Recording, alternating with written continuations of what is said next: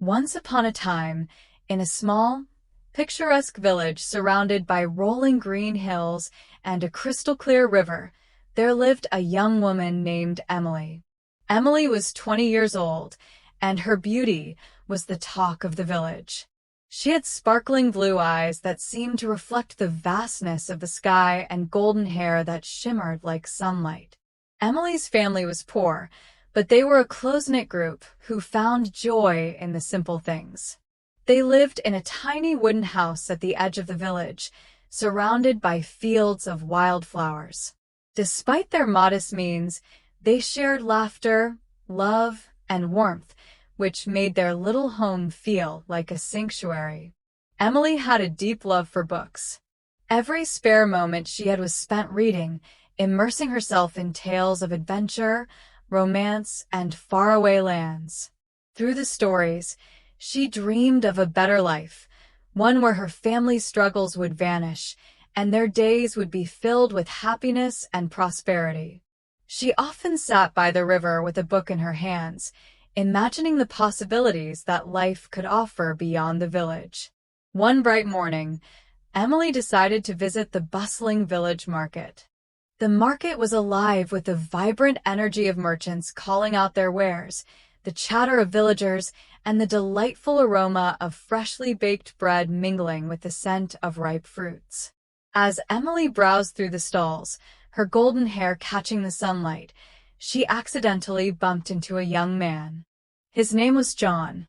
John was tall and handsome, with dark, wavy hair and a warm, inviting smile that could instantly put anyone at ease. He was dressed in fine clothes, which hinted at his wealthy background, but his demeanor was humble and kind. John's family was one of the wealthiest in the region, owning vast lands and a grand estate that stood on a hill overlooking the village. Despite his privileged upbringing, John had a genuine and down-to-earth personality that made him beloved by those who knew him.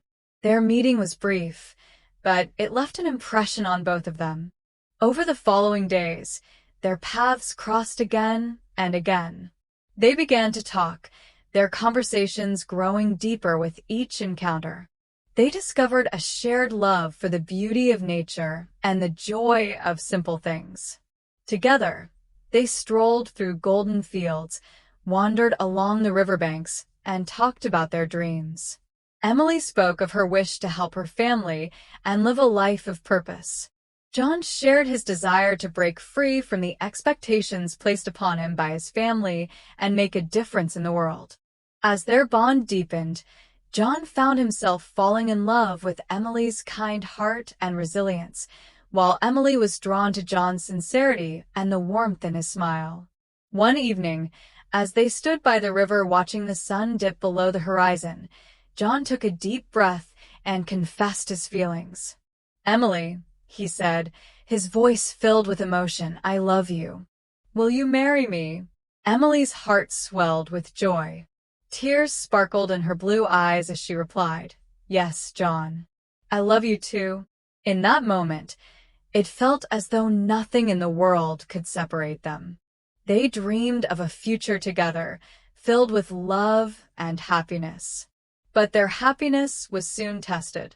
When John told his parents about his intention to marry Emily, they were outraged. His mother, a proud and aristocratic woman, dismissed the idea immediately. "John," she said sternly, "you cannot marry her. She is poor and unworthy of our family." John's father, equally adamant, added, "You must find someone who is of our status. This girl cannot provide the kind of life you deserve." John was heartbroken. He tried to argue, pleading with them to see Emily for who she was, kind, intelligent, and full of love. "Money doesn't matter," he told them. "Emily is everything I've ever wanted." But his parents refused to listen, threatening to cut him off from the family fortune if he defied their wishes. When Emily learned of the conflict, she was devastated. She loved John deeply, but she couldn't bear to be the cause of a rift between him and his family. One evening, as they sat beneath a canopy of stars, She turned to him with tears in her eyes and said, "John, maybe it's better if we don't marry. I don't want to cause problems for you." John held her hands tightly, his voice trembling. "No, Emily. I love you. You are my happiness, and I'll find a way to make this work." But Emily, overwhelmed by the pressure and the disapproval of John's family, felt she had no choice.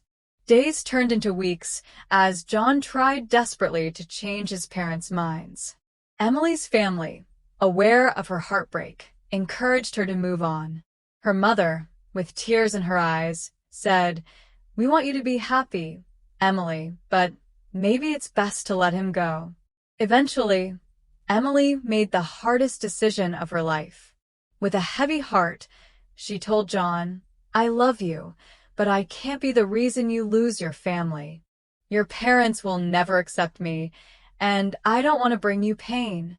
John was shattered. They embraced for what felt like an eternity, tears streaming down their faces as they said goodbye. Though their love remained strong, they knew the world was against them. Years passed, and Emily and John led separate lives. Emily stayed in the village, dedicating herself to helping her family and neighbors. She became known for her kindness and strength, earning the respect of everyone in the community. John, meanwhile, worked tirelessly in his family's business, proving himself to be capable and fair. Despite their separate paths, neither of them forgot the love they once shared. One day, news spread through the village that Emily's father had fallen seriously ill. She cared for him day and night, her heart heavy with worry. When John heard about her father's condition, he rushed to help without hesitation. Bringing medicine and supplies, he visited Emily's home, offering his support. Emily was deeply moved by John's kindness. Though years had passed, the connection between them was still as strong as ever. They spent more time together, reminiscing about old memories and sharing their current lives. The spark that had once ignited their love burned brightly again. Finally, John made a decision. He told Emily, "I have built a life of my own. I don't need my parents' approval anymore. You are the only person I want to spend my life with."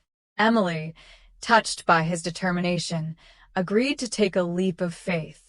They married in a small, intimate ceremony surrounded by Emily's family and close friends. Although John's parents did not attend, the couple was filled with joy and hope for their future. They moved to the city, where they built a life together through hard work and unwavering support for one another. Over time, even John's parents began to see the strength of their love and soften their stance.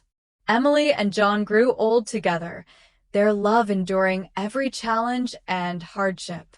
They often looked back on their journey with pride, knowing that their love had been worth every sacrifice. True love, they realized, was not about wealth or status, but about the bond between two hearts that refused to give up on each other. And so, they lived happily ever after, forever grateful for the love that made their lives extraordinary.